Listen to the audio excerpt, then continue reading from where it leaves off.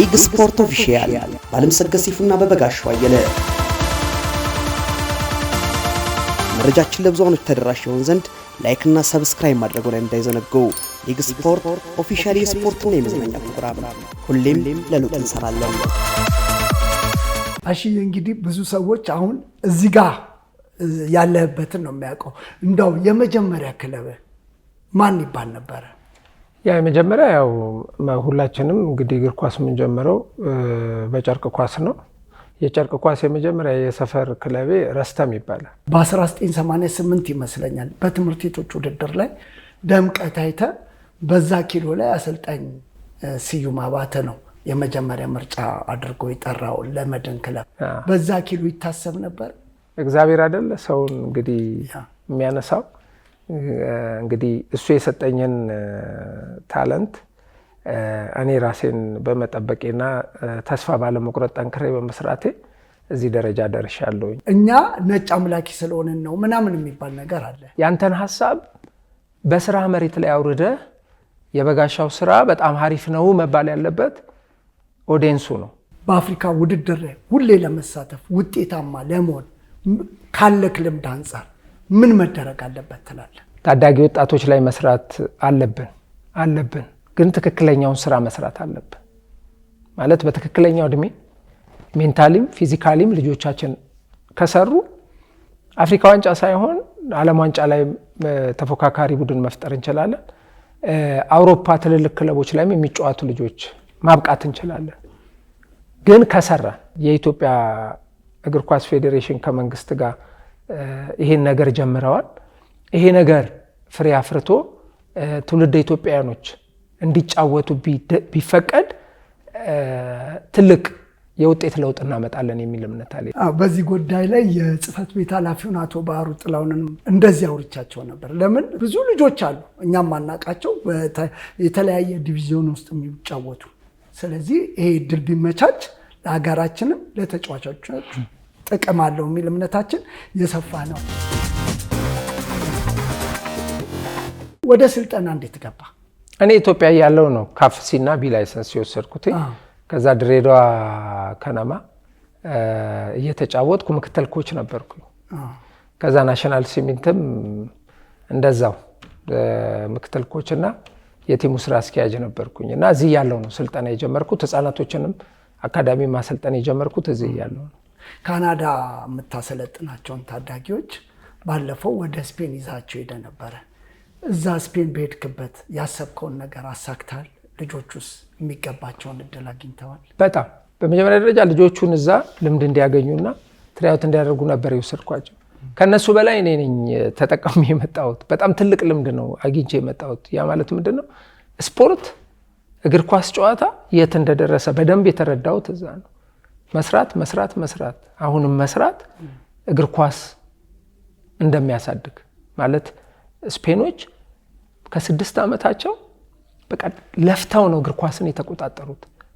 ለፍተው እነ ያማል እነ ፔድሪ በዛ ሰውነታቸው ከ6 ዓመታቸው ጀምሮ ፊትነስ ሰርተው ነው ሜዳ ላይ እንደዛ ብቃታቸውን የሚያሳዩትና በጣም ነው በቃ ብዙ ነገር አይቼ የመጣሁትና ከ6 ዓመት እስከ 13 ዓመት ያሉ ታዳጊ ህፃናቶች በሳምንት ከ20 እስከ 30 ሰዓት ነው የሚሰሩት እና በጣም የገረመኝና እግር ኳስ ጨዋታ አቅም ይጠይቃል። የመስራት ብቻ አቅም ሳይሆን የገንዘብም አቅም ኢንቨስትመንት ነው። ግን በዛው ልክ ልጅ ታለንት ካለው እና ብቃቱን አውጥቶ ጫናዎችን ተቋቁሞ ካለፈ እጥፍ አድርጎ ነው የሚክስህ። እጥፍ አድርጎና እኔ ራሱ ብዙ ልምድ ነው አግኝቼበት የመጣሁት። 21 ተጫዋቾች ነው ይዤ ሄድኩት። ወደ 13 ተጫዋቾች እድል አግኝተዋል። ግን እንዳልኩ ነው ክፍያው በጣም ከባድ ነው። ወላጆች ያው ከአቅማቸው በላይ ከሆነባቸው ያው ኔክስት ታይም ሄደን እንሞክራለን ነው የሚሉና የአቅም ጉዳይ ነው እንጂ ብዙ ልጆች እድል አግኝተዋል። ዋናው ደግሞ ዓላማው ልጆቹ እኔ መፍጠር የፈለኩት ለካ ባርሴሎና ሄደን መጫወት እንችላለን የሚለውን ነገር በቃ አእምሯቸው ስለማስቀመጥ ነው። ለካ እንዲህ ሄደን መጫወት እንችላለን። ከዛ ምንድነው የሚያስቡት? መጥፎ ነገር አይጎትታቸውም። ትምህርታቸው ላይ ፎከስ ያደርጋሉ፣ ትሬኒንጋቸው ላይ ፎከስ ያደርጋሉ። ለካ እዛ መድረስ እንችላለን። በቃ ግባቸው እዛ ነው የሚሆነው። ይሄ የሚጎትት ነገር አይጎትታቸውም። እና ያንን ነገር በመፍጠሬ በጣም ደስ ብሎኛል። ወላጆችም ልጆቻቸውን አምነው ኃላፊነት ሰጥተውኝ እዛ ወስጄ በማምጣቴ ወላጆቹን በጣም ቴንኪው ላለሁ። ማለት እግር ኳስ ጨዋታ ታዳጊዎችን ስታሰለጥን ዋናው በተለይ እዛኛ ሀገር ወላጅ ልጁን አምኖ ሰጠህ ማለት በቃ ባንተ ተማምኗል ማለት ነው። እና ብቻ የሚሰራ አይደለም፣ የወላጅንም መታመን የሚጠይቅ ስለሆነ በዚህ አጋጣሚ ካናዳ ያሉ ወላጆች ሁሌም ከጎኔ ናቸው። እኔንም የሚያግዙኝ አሰልጣኞች ሁሌ ከጎኔ ናቸው። እና እነሱን እኔን ስላመኑኝ ቴንኪው ማለት እፈልጋለሁ። በዚህ አጋጣሚ አመሰግናቸዋለሁ። እና ስፔን ልጆቹ ብቻ ሳይሆኑ እኔ ተምሬበት ብዙ ነገር ተምሬበት ነው የመጣሁት። ልጆቹ ደግሞ በጣም ተጠቅመው ነው የመጡት። ካናዳ ያሏችሁ ወላጆች ምስጋና በገፍ ይደረሳችሁ፣ እኛም እናመሰግናለን። ግን ካናዳ ላይ ቀደምት ታዋቂ የነበሩ ተጫዋቾች ናቸው ስልጠናውን የሚሰጡት። አሁን ላማሲያ ምናምን የሚባለውንስ የስልጠና ቦታ የማየት እድሉ ነበረ? አዎ፣ ማለት እዛ ያሉ ኮቾች ከምነግር በላይ ነው። ማለት ከብራዚል፣ ከሜክሲኮ፣ ከሞሮኮ ከእያንዳንዱ ቦታ ተቀጥረው ነው የሚመጡት እና የድሮ ተጫዋቾች ናቸው። ለምሳሌ 15 ተጫዋች ካለ አንድ ግሩፕ ወይ 10 ተጫዋች ካለ 3 ወይ 4 አሰልጣኝ አለ። በገፍ ቪዲዮ አናሊሲስት አለ። የሕክምና ባለሙያው እዛው ነው። ከ14 ዓመት በላይ የሆኑ ደግሞ ጂምም አላቸው። ዋና ስዊሚንግ ደግሞ ለሁሉም ህጻናቶች አለ። በስኬጁል ነው ሁሉ ነገር፣ ስኬጁል ተጽፎ ነው የሚሰጥህ። በዛ ስኬጁል መሰረት ነው የሚሰሩት እነሱ። ምግብም አዳርም ሁሉም እዛ ናቸው። አንተ መተህ ትሬኒንግ ሜዳ ላይ ነው የምትከታተላቸው። እና ባርሴሎና ኑ ካምፕ እየታደሰ ነበር፣ ጎብኝተናል።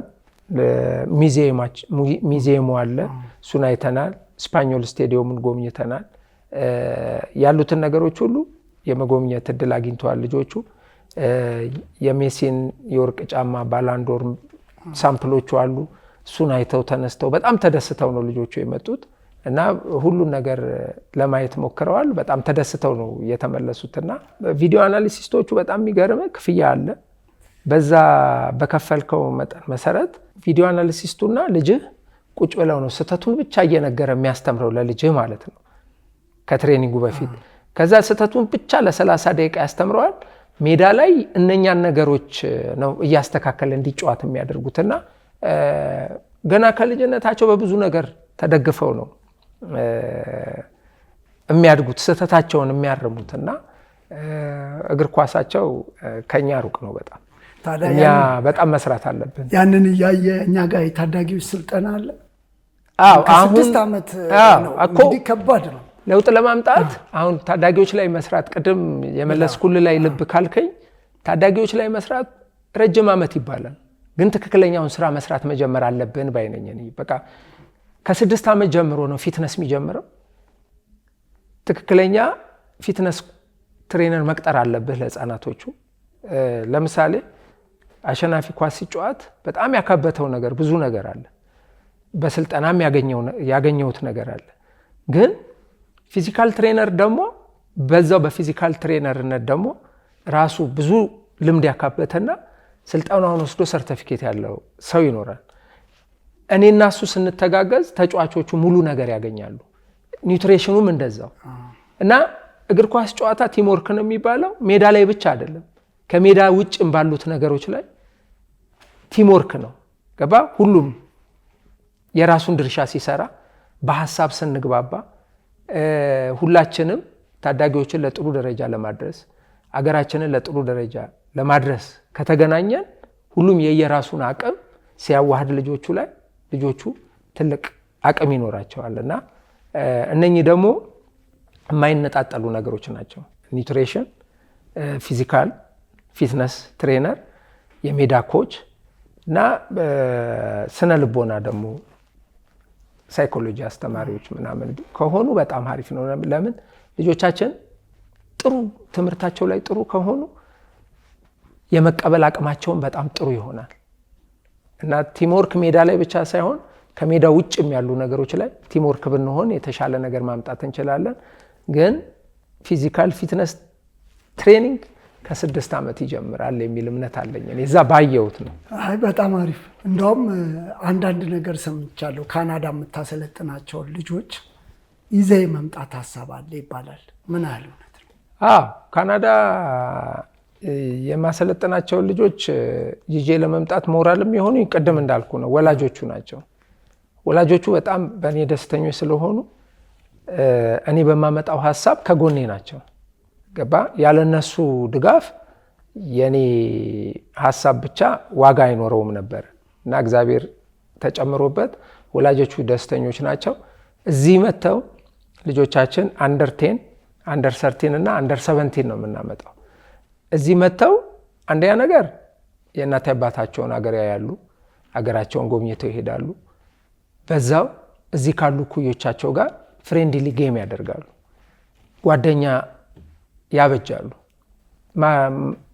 አንዳንድ ዶኔት የምናረጋቸው ነገሮች ይኖራሉ በየሰፈሩ አቅም የሌላቸው ፕሮጀክቶች ምናምን ለነኛ ኳሶች፣ ጫማዎች ምናምን ይሰጣሉ።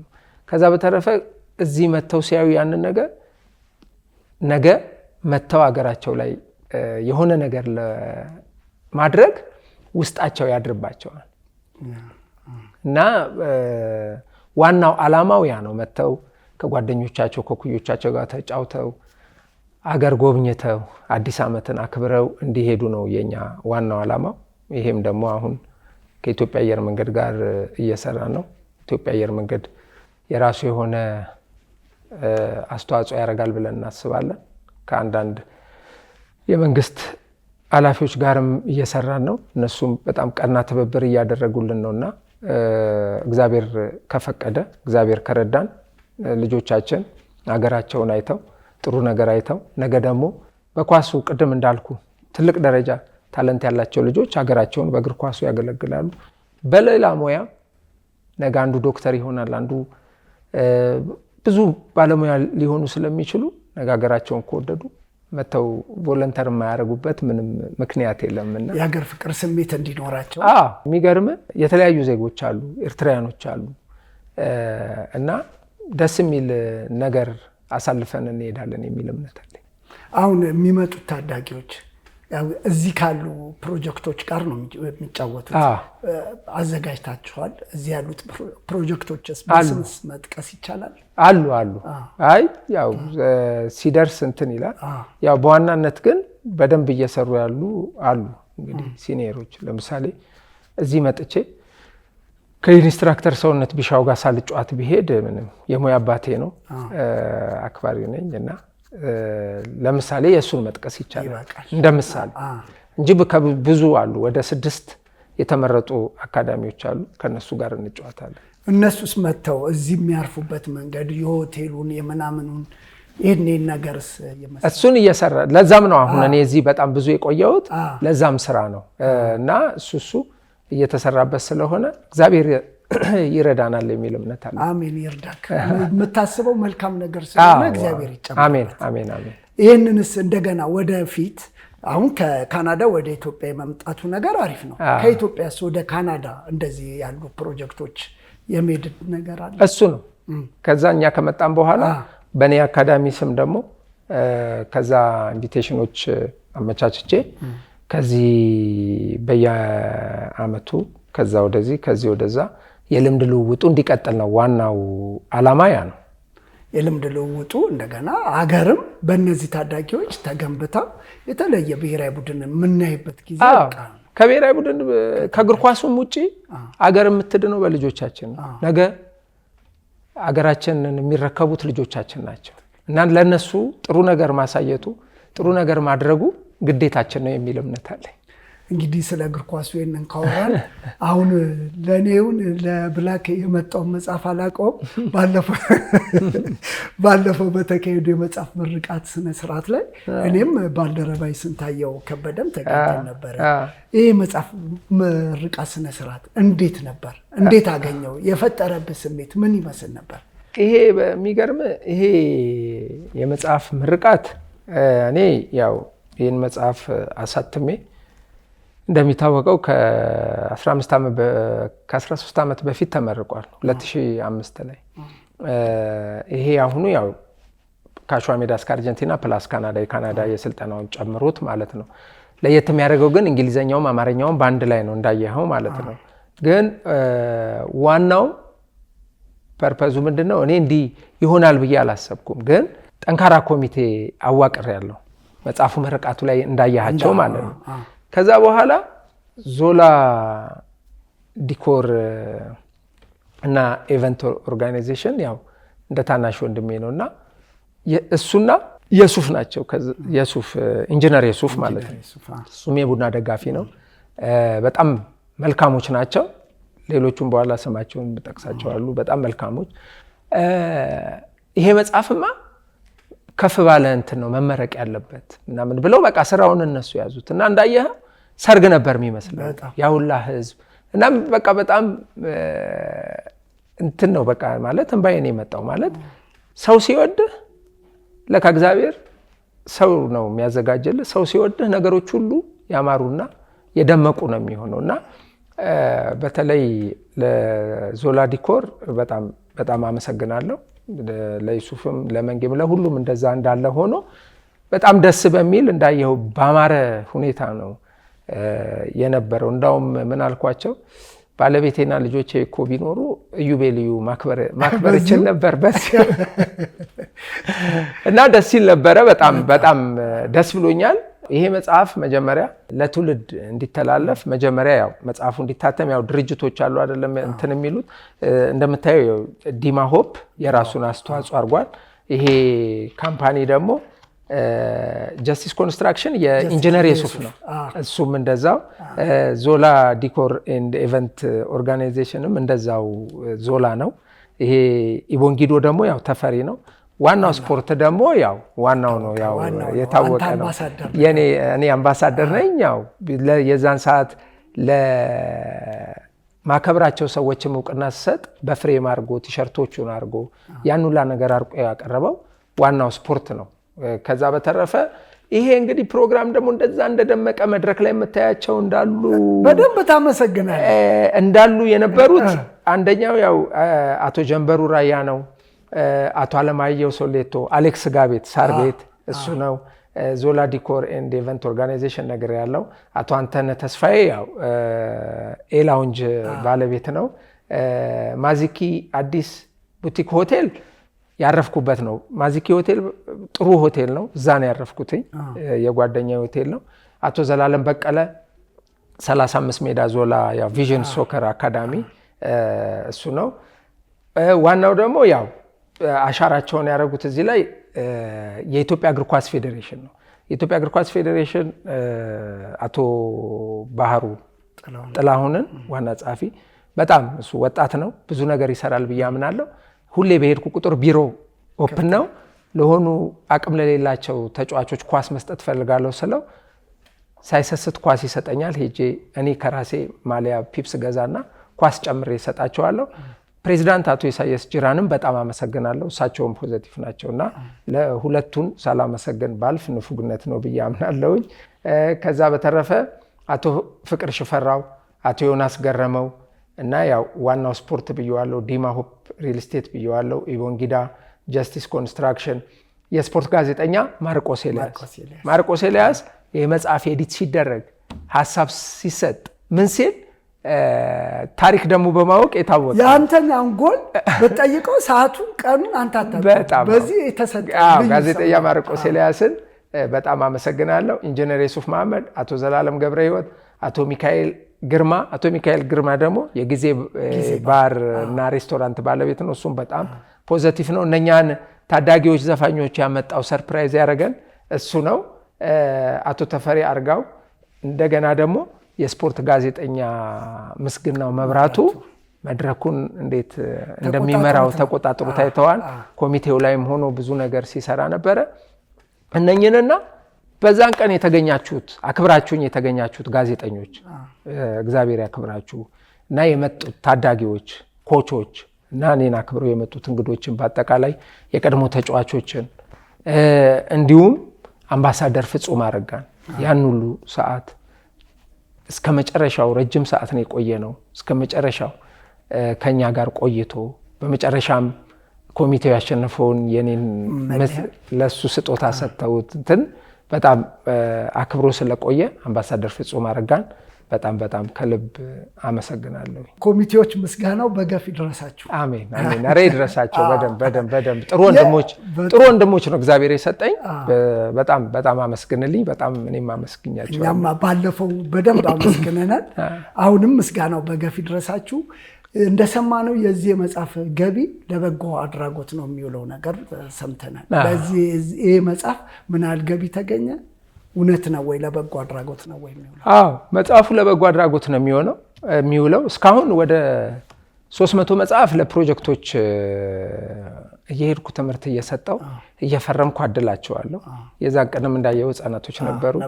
ለነሱ እየፈረምኩ ያው ዋናው ለነሱ ስለሆነ አስተማሪነቱ ለነሱ እየፈረምኩ ሰጣለሁ። መጽሐፉ ሲሸጥ ለበጎ ዓላማ ነው የሚሆነው። ምንድን ነው የሚሆነው?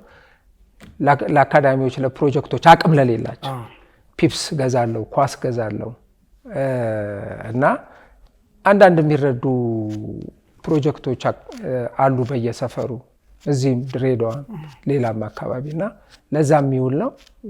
ያ በትክክለኛው መንገድ እየዋለ ነው። ያ ከዚህ ብቻ ሳይሆን ከራሴም እንትን እያልኩኝ ነው የማደርገውና ይሄ ግዴታዬም ነው፣ የዜግነት ግዴታዬ። ለምን እኔ ትናንትና በባዶ እግር ነበር አሸዋ ላይ ጨዋታ ነበር እና እግዚአብሔር እዚህ ደረጃ አድርሶኛል። እግዚአብሔር ስለፈቀደ ከባዶ እግር ተነስቼ አገሬን በአቅሜ 3 የምስራቅ አፍሪካ ዋንጫ አምጥቻለሁ ከጓደኞቼ ጋር ሆኜ ዓለም መድረክ ላይ የአገሬን ባንዲራ አውለብልቤያለሁ እና እነኚህ ታዳጊዎች ነገ መሪ፣ ፕሮፌሽናል ተጫዋች፣ ዶክተር፣ አስተማሪ ሁሉንም ነገር አድራጊ እነኚህ ህፃናቶች ናቸው እና ከነሱ ጋር መዋል ለነሱ ያለኝን ነገር መስጠት ያስደስተኛል፣ ያኮራኛል እና ከነሱ ጋር ጊዜን ማሳለፌ ደስ ይለኛል እና ልጆች ሳይ ልቤ በቃ በጣም ነው ሀሴት የሚያደርገውና በጣም ነው የምደሰተው እና ለዛ ነው ቢኖረኝ እነሱ ላይ ነው ብዙ ነገር መልፋትም ማፍሰስም የምፈልገውና ምንም ሳልሰስት ነው ለነሱ ማድረግ የምፈልገውና እነሱ ላይ ለማደርገው ነገር ማጠፋው ጊዜ እድሜ ከሰጠኝ ለኔ ሀብቶቼ እነሱ ናቸው። ወደፊት ኮች ለካ እንዲያደርግልን እሱ ነው የሚሉኝ። ካናዳም አሁን የግል ትምህርት ቤት ስኮላር የሚያገኙ አሉ፣ በብዙ ብር ክፍያ ዩኒቨርሲቲ የሚያገኙ አሉ፣ ኮሌጅ የሚያገኙ አሉ እኔ ማሰለጥናቸው እና ያ ነው ለኔ ሀብቴ እና ያ ነገር ያረካኛል። እዚህ ሀገሬ ላይም ያንን ነው እያደረኩ ያለሁት። ወደፊትም ማድረግ በፈልገው ያንን ነው። እግዚአብሔር ይጨመርበትና ልጆቻችን ነገ እኛን ያኮሩናል የሚል እምነት አለ። እግዚአብሔር ይርዳ። አሜን አሜን። ከአሸዋ ሜዳ እስከ አርጀንቲና ፕላስ እስከ ካናዳ የሚለው መጽሐፍ ሲመረቅ በዚህ የመጽሐፍ ስነ ስርዓት ላይ እኛም እንደተመለከት ነው የተለያዩ ሰዎችን ማመስገን እፈልጋለሁ ብለህ ነበረ። የምስጋናው ፕሮግራም የተሳካ ነበር። እንዴት እነማን ነበሩ? አዎ ምስጋናው ያው በህይወቴ ውስጥ ሁሌም ማስባቸው ነበሩ። በህይወት ኖረው ባመሰግናቸው ደስ ይለኝ ነበር። የትምህርት መጥፎ የለው። በህይወቴ ውስጥ ደግሞ የነሱ ትምህርት እኔን አሁን ያለሁበት ቦታ አስቀምጦኛል። ቅድም እንዳልኩ ነው። አንደኛው ያው ከሰፈር ከአማተር ቡድን ወደ ድሬዳዋ ጨርቃጨርቅ እንድገባ ያደረገኝ ነው። እሱን አሁን በቅርቡ ድሬዳዋ መጽሐፌን ለማስመረቅ ሄዳለሁ። እሱን እዛው አከብረዋለሁ ከአንዳንድ ተጫዋቾች ጋር አድርጌ ማለት ነው። የመጀመሪያው ደግሞ አዲስ አበባ ክለብ እንድጫወት በብሔራዊ ቡድን እንድታይ የመረጠኝ ያው ስዩም አባተ ነው። ስዩም አባተ ለኔ ያው የሙያ አባቴ ነው። ሁሉም የሙያ አስተማሪዎች አባቶቼ፣ ታላላቅ ወንድሞቼ ናቸውና ስዩም አባተ ነው። ስዩም አባተን በህይወት ቢኖርና ባከብረው ደስ ይለኝ ነበር።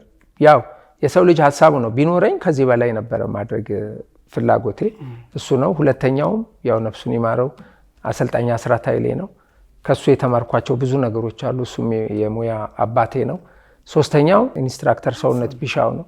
እሱ ከታዳጊ ቡድን ጀምሮ በሶስቱም ሴካፋ ዋንጫ ላይ አብረን ነበርን። እሱም በጣም መካሪ አባት ነው። እሱም የሙያ አባቴ ነው። አራተኛው ፊዚዮቴራፒስት ይስሐቅ ሽፈራው ነው። ኮችም ወንድምም ወጌሻም ሆኖ ሁላችንም ልብ ውስጥ ያለ ሰው ነው። እሱን እነኚህ ሰዎች በማክበሬ እኔ ኮርቻለሁ፣ እድለኛ ነኝ። እነኚህ ሰዎች በህዝብ ፊት አክብሬ ስጦታ በመስጠቴ እኔ ኮርቻለሁ በጣም። እግዚአብሔር ይሄን ሐሳብ አሳስቦኝ ይሄንን ነገር እንዳደርግ መጨረሻውን አሳምሮልኝ ለፍጻሜ እንድበቃ ስላረገኝ በመጀመሪያ እግዚአብሔርን አመሰግናለሁ። ለምን ሰው ያስባል፣ እግዚአብሔር ያሳሰበ ነገር አይቆምም። ያው እንቅፋቶች እንዲህ ይላሉ፣ እሱ እየጠረገ መጨረሻው ላይ ተደርሳለህ እና ሁሉ ጊዜ በህይወቴ ውስጥ የሚቀድመው እግዚአብሔርን አመሰግናለሁ። ድንግል ማርያም ስለረዳችኝም በጣም አመሰግናለሁ እና ይህን በማድረጌ በጣም ደስ ብሎኛል። በራሴ ደግሞ ተነሳሽነት አሁን የማስበው ነገር አለ፣ አሸናፊ ግርማ አዋርድ የሚል በዛ ላይ ደግሞ አሁን በዚህ ወር መጨረሻ አካባቢ በአሸናፊ ግርማ አዋርድ በማለት የማስባቸው ተጫዋቾች አሉ፣ በአዋርድ ይገባቸዋል ብዬ የማስባቸው አሉ እና ለሀገር በሰሩት ነገር የአዋርድ ሽልማቱ ይገባቸዋል፣ ይመጥናቸዋል የምላቸው ደግሞ በውስጥ ያሉ እግር ኳስ ተጫዋቾች አሉ። እግዚአብሔር ከፈቀደ ያን ነገር ደግሞ አደርጋለሁ የሚል እምነት አለኝ። በየዓመቱ የሚቀጥል ነው ሐሳቤ። ግን የሰው ልጅ በሰራው ነገር ምስጋና ያስፈልገዋል የሚል እምነት አለኝ። ለምን ወረቀትም አይሆንም፣ ለሰራው ነገር መመስገን አለበት ብዬ አምናለሁ እና እነኚህ አሁን በጨረታ ያገኘሁት ብር፣ የተወሰነ መጽሐፍ ያገኘሁትን ነገር በአዋርድ መልክ አድርጌ ለአዋርዱ ይመጥናቸዋል ብዬ የምገምታቸውን ሰዎች እውቅና ሰጣለሁ የሚል እምነት አለኝ። የአዋርድ ሽልማት ሸልማለሁ ብዬ እምነት አለኝ። ቀጣዮቹ ላይ ግን እናንተ ጋዜጠኞችም ሁሉም ተሳትፎበት ከዚህ እስከዚህ ዓመተ ምህረት ማን ቢሆን ጥሩ ነው፣ ከዚህ እስከዚህ ማን ቢሆን ጥሩ ነው እና በየዓመቱ 5-6 ተጫዋቾች አዋርድ እንዲሸለሙ እፈልጋለሁ። ለምን በቃ የሰው ልጅ በሰራው ልክ መመስገን አለበት የሚል እምነት ስላለኝ ማለት ነው። አሁን በዚህ ወር መጨረሻ እኔ ያሰብኳቸው ሰዎች አሉ፣ ከድሬዳዋም ከዚህም ለነሱ አዋርድ እሰጣለሁ ብዬ አስቤያለሁ። እግዚአብሔር ይርዳኝ ነው የምለው። ድንግል ማርያም ደግሞ ትረዳኛለች። እሷ ናት ከምንም እዚህ ያደረሰችኝ እና ሁልጊዜ ያው መልካም ነገር ስታስብ እግዚአብሔር ከፍ ነው የሚያደርገና እንደዛ ነው። ፈጣሪ ይርዳ። አሜን አሜን። ሌላ ምንም ሰው በቁም እያለ ከሞተ በኋላ ሲሆን ሰው በቁም እያለ ቴንኪው ሲባል ደስ ይላል። ስለዚህ ሐሳብ በጣም ደስ የሚል ነው። ፈጣሪ ይርዳ። አሜን። እንደው አሁን ኢትዮጵያ በታዳጊዎች በወጣት ቡድን ወይ ታዳጊውን ቡድን አሰልጥንልኝ የሚል ጥያቄ ቢመጣለ መልስ ምንድን ነው? አሁን እኔ እንዳልኩ ነው መስራት የሚያስደስተኝ ያው አንደር 10 አንደር 13 አንደር 70 ላይ ነው እና ሙሉ ትኩረቴ እዛ ላይ ነው ማለት። ለዛም ነው አሁን ቅዳሜና እሁድ በየአካባቢው እየሄድኩኝ ምክር ሰጣቸዋለሁ። ዋናው የሰው ልጅ ታለንቱ ቢኖረው ዋናው እዚህ ላይ ነው የሚያስቀምጠው ነገር እና ልጆቻችን ዋናው ነገ ጥሩ ዜጋ እንዲሆኑ፣ እናት አባታቸውን እንዲያከብሩ፣ አገራቸውን እንዲወዱ፣ ነገ ጥሩ ዜጋ እንዲሆኑ ነው መሰራት ያለበት። ዋናው እዛ ላይ ነው የማተኩረው። ፈጣሪያቸውን በየእምነታቸው እንዲፈሩ፣ እንዲያከብሩ፣ እንዲጸልዩ፣ ከዛ በተረፈ እናት አባቶቻቸውን እንዲያከብሩ። እናት አባቱ የመረቀው ልጅ የእውነቴን ነው የምነግር ወድቆ አይወድቅም፣ የትም ቦታ ይደርሳል። እናት አባቱን ያስደሰተ። ከዛ በተረፈ መምህር፣ የትምህርት ቤት አስተማሪ አገር የሚያቆም ትውልድ የሚቀርጽ አስተማሪ ነው፣ መከበር አለባቸው። ከዛ ኮች ይቻል የማይችልም መከበር አለበት። ልጆቻችን ከመጥፎ ጓደኛ ከራቁ፣ ራሳቸውን ከጠበቁ፣ ትምህርታቸው ላይ ትኩረት ካረጉ፣ የተማረ ስፖርተኛ አይወድቅም። እግሩ ልክ ክለብ እኮ ስትገባ ፈርመ እግርህ ቢጎዳ እኮ ካልተማርክ ባዶ ነው። ስለዚህ ትምህርት ጎን ለጎን ማስኬድ አለባቸው። ትምህርቱ ላይ ጎበዝ መሆን አለበት፣ ኳሱ ላይ ጎበዝ መሆን አለበት። እነኚህን መሰረታዊ ነገሮችን ነው ከኳሱ በፊት ማስተማር የምፈልገው። ከዛ በኋላ ኳሱ ላይ ሲገቡ በጣም ጥሩ ስፖርተኛ ይሆናሉ የሚል እምነት አለኝና ሞር መስራት የምፈልገው እዚህ ላይ ነው። አሁን ወደ ሌላ ነገር የማሰቢያ ጊዜ የለኝም። አሁን ያን ጊዜው ሲፈቅድ ራሱ ጊዜው ይፈቷል። አሁን ግን አሁን ያለኝ ትኩረት በአጠቃላይ እነኚህ ነገሮች ላይ መስራት ነው፣ ህፃናቶቹ ላይ። እሺ ጥያቄያችንን ወደ መጨረሱ እየደረስን ነው። አሁን በጊዮርጊስም በኢትዮጵያ ቡናም የመወደድ ሚስጥር ምንድን ነው? እሱ ያው የኢትዮጵያ ህዝብ ኳስ ይወዳል እና ሁሉም ቡድኑ እንዲያሸንፍ ይፈልጋል። በእግር ኳስ ጨዋታ ደግሞ ቋሚ ወዳጅም ቋሚ ጠላትም የለህም ይባላል። ስለዚህ የኢትዮጵያ ህዝብ ደግሞ ኳስ ከቻልክ ከቲሙ ጋር ስትጫወት በምታደርገው ነገር ቢናደድብህም አይጠላህም፣ የእውነት ጥላቻ የለውም እና ሜዳ ላይ በማረገው ነገር ይመስለኛል የሚወዱኝና ለሰጡኝ ክብርም ቴንኪው ላለሁ በጣም አመሰግናለሁ ላለሁ። አሁን እዚህ ቅድም ያልኩ ኮሚቴ ውስጥም የሁሉም ደጋፊ ነው ያለውና በጣም ቴንኪው ለሰጡኝ ክብር በጣም ቴንኪው ላለሁ። ከዛ በተረፈ ግን የልጆቼ እናት ባለቤቴን መሳይ ተዘራን፣ ትልቋ ልጄ ሶሊያና አሸናፊን፣ ሁለተኛ ልጄ ዮአታም አሸናፊን፣ ሶስተኛ ልጄ ያብቃል አሸናፊን፣ አራተኛ ልጄ አሜን አሸናፊን እንዲሁም በጣም የምወዳት ወላጅ እናቴ እህት ወንድሙን ለሰጣችሁ ነገርና እዚህ ለመድረስ ትልቁ ሚስጥር እናቴና ሚስቴ ስለሆኑ ምስጋናዬ በዚህ ይድረሳቸው። ልክ እንደ ወላጆቹ ማለት ነው፣ እንደ ሰልጣኝ ልጆች ወላጆቹና ረስቸው እንዳልወጣ ብዬ ነውና እሱን ለማለት ነው። በዚህ በነገራችን ላይ ያው አዲስ አበባ ከመጣው ጀምሮ በጣም የሚንከባከበኝ ታናሽ ወንድም አለኝ፣ የሙያ ማለት ነው፣ ጁኒየሬ ነው። ቢኒያም ዳርሰማ ብላክ ይባላል። ቢኒ ብላክ። ስለዚህ ያው ኳስ አያልፈውም፣ ዲፌንስ ሆኖ ታውቃለህ። እና በዚህ አጋጣሚ ባንተ ፊት መጽሐፌን ስጦታ ብሰጠው በጣም ደስ ይለኛል። እንዴ መረከቡ የማይቀር ነው። አንድ ሁለት ጥያቄ ይቀረኛል። ቢኒ ብላክማ መጥቶ ከዚሁ ይረከባል። እንዳው አሽዬ ይህ ትውልድ ካንተ ምን ይማር? አዎ ይሄ ትውልድ ቅድም እንዳልኩክ ነው። አሁን ይሄ ትውልድ መማር ያለበት መልካም ነገር ነው። ስለዚህ ትውልዱ ጠንክሮ መስራት መማር አለበት። ቅድም እንዳልኩ አካባቢውን፣ ታላላቆቹን፣ ቤተሰቡን፣ ፈጣሪውን ማክበር አለበት። አገሩን መውደድ አለበት። አገሩን ከወደደ ብዙ ነገር መስራት ይችላል። ከዛ በተረፈ ከመጥፎ ጓደኛ መሸሽ፣ መልካም ነገሮችን ማየት፣ ከመጥፎ ነገሮች መሸሽ፣ ጠንክሮ መስራት የትም ያደርሳል። ጠንክሮ ማጥናት፣ ጠንክሮ መማር ትልቅ ደረጃ ያደርሳል።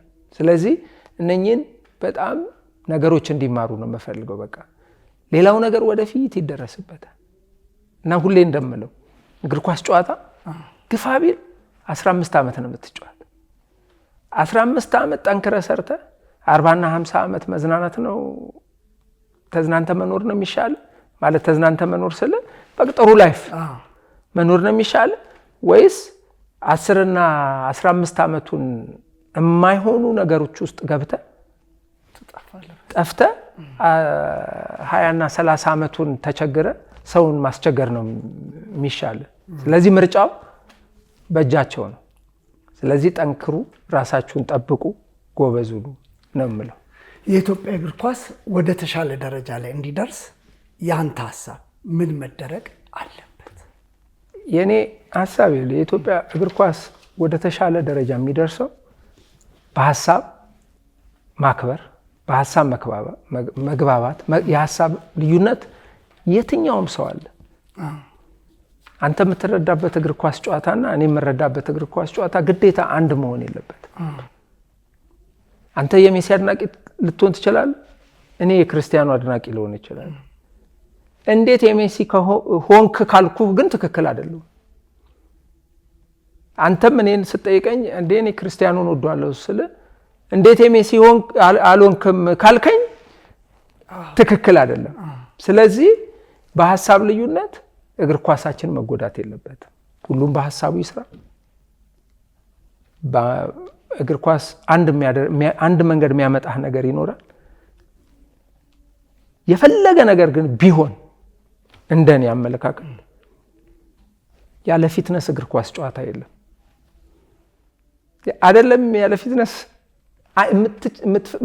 መስራትም የምትፈልገውን ነገር ለመስራት እንኳን ፊትነስ ያስፈልጋል። አንድ አስተናጋጅ ከዚህ ወደዛ እየዞረ እንኳን እንትን ቀልጣፋ ሆኖ ለመስራት ፊትነስ ያስፈልጋል። እግር ኳስ ጨዋታ ደግሞ ከባዱ ስራ ነው። ስለዚህ በኔ እግር ኳስ ጨዋታ ያለ ፊትነስ መዳከር ብቻ ነው የሚሆነው። እግር ኳስ ጨዋታችን እንዲያድግ በደንብ መስራት አለብን። ምን ላይ? ፊትነስ ላይ። አሽዬ አመሰግናለሁ። ከመለያየታችን በፊት እኔ ወደፊት አሁን የት ነው ያሉት በሚለው ፕሮግራሜ ላይ ቢኒያም ዳርሰማን እንግዳ አድርጌ ይዤ እቀርባለሁ። ለአሁን ግን ቢኒ እባክህ አንዴ ወደ መድረኩ ናና።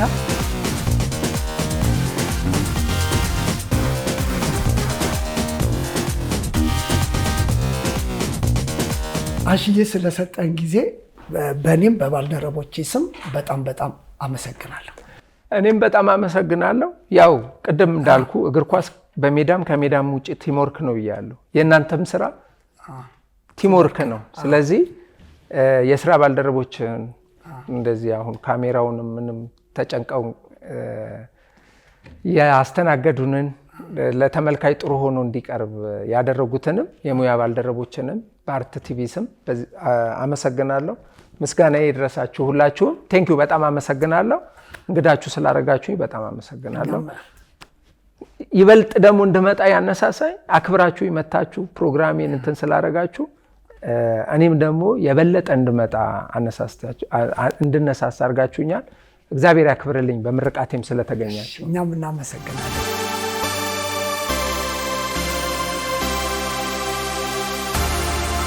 ሊግ ስፖርት ኦፊሻል ባለምሰገድ ሲፉና በበጋሻው አየለ። መረጃችን ለብዙዎች ተደራሽ ይሆን ዘንድ ላይክ እና ሰብስክራይብ ማድረጉን እንዳይዘነጉ። ሊግ ስፖርት ኦፊሻል የስፖርትና የመዝናኛ ፕሮግራም ሁሌም ለለውጥ እንሰራለን።